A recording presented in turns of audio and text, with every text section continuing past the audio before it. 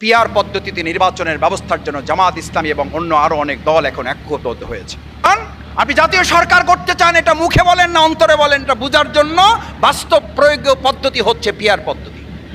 তাহলে আপনি বড় দল না ছোট দল? আপনি যদি বড় দল হন তাহলে আপনি বড় অংশ পাবেন, আপনি বড় অংশ পাবেন। আপনার অসুবিধাটা কি? আপনি তো বড় দল, তাহলে আপনার ভয় কেন? আমি তো ছোট দল, আমার তো ভয় নাই। আমি ছোট দল, আমি ছোট অংশ পাবো, জনগণ যা রায় দেবে তার ভিত্তিতে হিসাব হবে। কিন্তু এই 53 বছরে আমাদের অবস্থার পরিবর্তন করার জন্যই তো আমাদের এই জনগণ নতুন কোনো একটা বন্দোবস্তর কথা তারা বলতে চায়। 53 বছরে আমাদের এই সংস্কৃতি পরিবর্তন হয় নাই। এখন আমি বলতেছি এই নতুন পদ্ধতিতে আমাদের জনগণ অভ্যস্ত নয়, জনগণ অভ্যস্ত। আমরা সংস্কৃতি ভেঙে, আমরা পুরনো সংস্কৃতির ঊর্ধ্বে উঠে নতুন সুন্দর কোনো বন্দোবস্ত দিতে চাই না বলে আমরা এটা মানতে চাই না। জনগণ অভ্যস্ত নয়, জনগণকে এত ছোট ভাবার কোনো কারণ। জনগণ এটা বুঝে, জনগণ এই পদ্ধতিতে চায় বলেই আমাদের এই আন্দোলনে এক এক করে মানুষ সম্পৃক্ত হচ্ছে। এটা চাপের কথা নয়, এটা প্রেসারের কথা নয়, এটা বাধ্য করার কথা নয়। আলোচনার ভিত্তিতেই আমাদের এই সমস্যার সমাধানের পথ বের করতে হবে।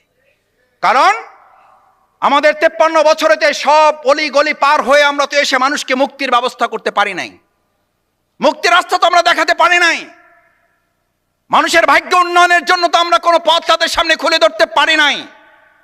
তাহলে প্রপোর্শনাল রিপ্রেজেন্টেশনের জায়গায় আমরা কেন এখন পর্যন্ত কোনো রাস্তা তৈরি করতে পারছি না? এটা কোথায়? পৃথিবীর যেসব রাষ্ট্রে আছে সেই সব রাষ্ট্রের সাথে আমরা যদি একটু মিলানোর চেষ্টা করি, মিলানোর দরকার নেই।